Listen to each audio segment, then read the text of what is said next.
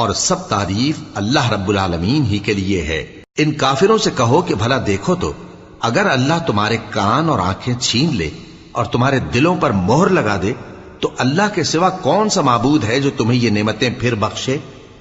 دیکھو ہم کس کس طرح اپنی آیتیں بیان کرتے ہیں، پھر بھی یہ لوگ روگردانی کیے جاتی ہیں۔ کہو کہ بھلا بتاؤ تو اگر تم پر اللہ کا عذاب بے خبری میں یا خبر آنے کے بعد آئے تو کیا ظالم لوگوں کے سوا کوئی اور بھی ہلاک ہوگا؟